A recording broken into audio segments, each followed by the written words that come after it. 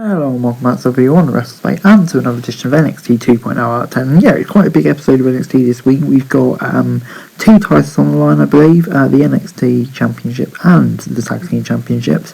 And yeah, we've got the Women's Champions in the main event and Tag Team Champions. So yeah, like I said, lots going on. Let's kick off with Creed Brothers versus Idris and Malik for the Tag Team titles. Blade and Brutus kicked off the match, and the challengers had the upper hand early on, but Julius came in and dropped his brother on top of the no for a near fall.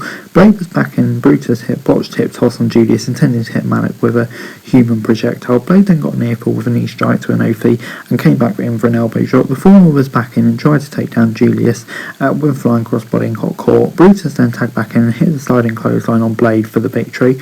And yeah, this was a fun match to kick off the show, I thought. Good match between two good teams, and yeah, for me the right result, obviously Creed retaining so early into their reign. So yeah, get 7 out of 10 from me.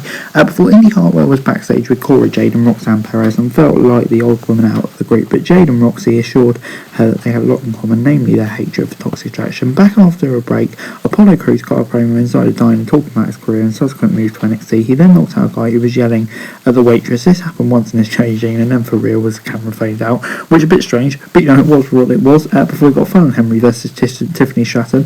Henry unlaid on Stratton right off the bat, but the latter managed to trap her within the ring apron and pounds on her. Stratton then locked in an intricate submission hold, but Henry broke out of it before hitting a front face down. Stratton hit a knee to the face and got a near fall before Wendy Chu showed up on a bouncy ball and threw confetti at Tiffany's face. The distraction allowed Henry to roll at Stratton and pick up the win for the 3 count. Yeah, it gets a 6 out of 10 from me. I mean, like, it wasn't too bad at all. Match was fun, and I like the Wendy Chu stuff at the end. Yeah, she's quite entertaining. But yeah, I mean, like, not much more really to it, so I won't going to go above 6 out of 10 here, I think. Cameron Grimes was still mopping after his title loss backstage before Bron Breakker and Duke Hudson got to talking about their past match. Braun offered a title match to Hudson to settle their differences, and it seemed like it was agreed before he got John Quinn versus Wesley. Quinn started off strong and was tossing Lee around the ring before trying to spear him through the ropes to the outside, but then modifying it into a slam. Lee was being stomped on by the much larger Quinn. Quinn then went for another spear in the corner, but Lee dodged it, sending the fell on her fate headfirst into the turnbuckles. The tide head turns and Lee came in with a massive tornado sent on for the top for the win. And Joe, it's a decent enough match, but to be honest, it gets a 5 out of 10. It feels like the 50 billionth time we've seen this match, and It's just a classic case of 50-50 booking. Before we got Diaz versus Don T. Chen and Javier Bernal.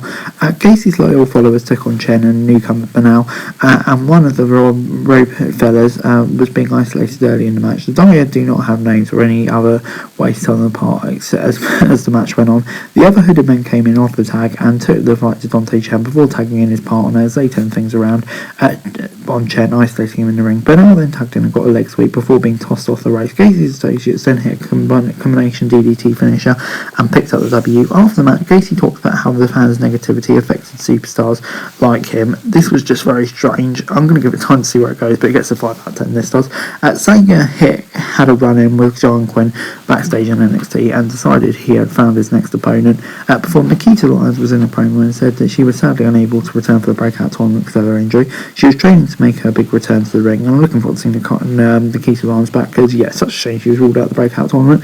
Before we got Tony D'Angelo, who was out next with 2 Dimes and Stacks, as well as the Legado del Fantasma. Tony gave gifts to 2 Dimes and Stacks, while for the others he had words of wisdom.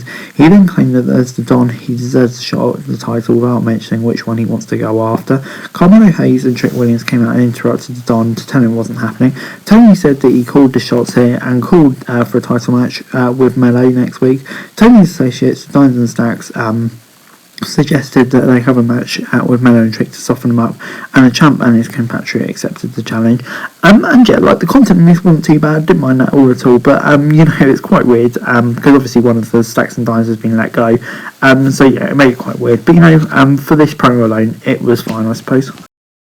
We then got Bron Breakker versus Duke Hudson for the NXT Championship. Hudson attacked Breakker before the bell and sent him into the corner. Bron managed to gather himself and hit a spear as the bell rung and lifted Hudson with a massive power slam before getting the easy win. Yeah, I mean, like, I would have liked to see Duke Hudson get more offense in, but you know, made Bron Breakker look over.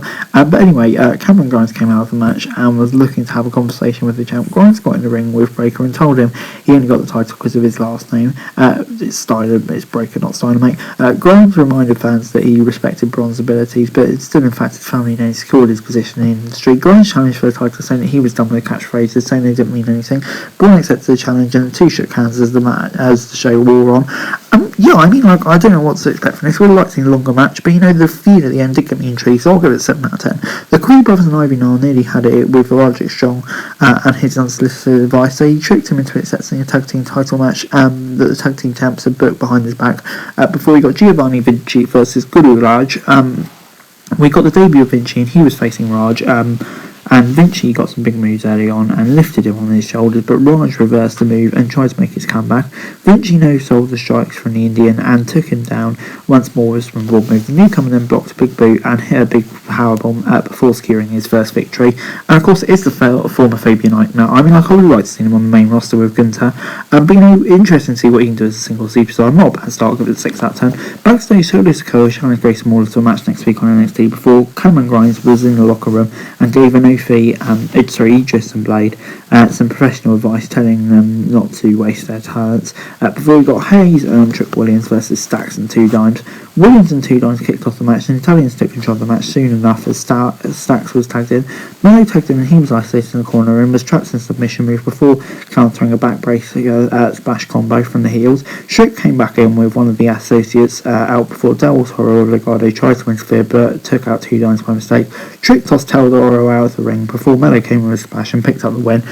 Yeah, I mean, like, it's kind of like what I said earlier. I mean, like, the match was okay, but, you know, it's just awkward with everything that's gone on. But, you know, this Legado and Tony D'Angelo angle is interesting. So, yeah, I mean, like, I'm intrigued to see where it goes, even without one of the Stacks of Two Dimes. Toxic Attraction then took on Cora Jade, Indy Hartwell and Roxanne Perez. Jade and Jane kicked off the match, and Hartwell was tagged in early on and took control of the match. Mandy tagged in and traded holds with Indy, but was taken down for a cover before rolling out of the ring. Toxic Attraction then called a timeout before all 6 women had kicked off a ball in the ring.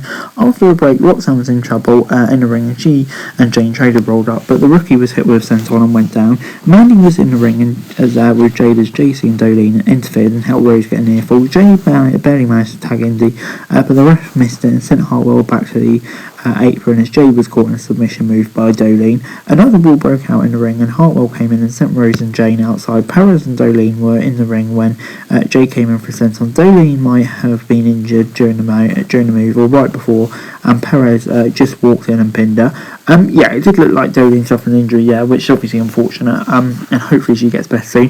But yeah, in terms of the match itself, it gets 7 out of 10 from me. I mean, like, it's a decent match, interesting to see Toxic Attraction defeat, so I'm kind of intrigued to see where it's going. So yeah, 7 out of 10 from me. Overall, NXT this week gets 6 out of 10 from me. Yeah, I mean, like, it was a mixed show, to be honest. There were some really good bits in there, some decent matches, and some bits that weren't so good. So yeah, like I say, a mixed show. But you know, that's kind of what we come to expect from NXT. There were some definite highs and lows on this show, kind of NXT, which is normally, I would say, quite steady. But yeah, an intriguing show to say the least. But anyway, guys, that's the video. Thanks very much for watching. Remember to like, share, subscribe, note, comments down below, follow on Twitter, for daily wrestling news, and subscribe to the channel. It would be greatly appreciated. Thanks very much for watching. Peace.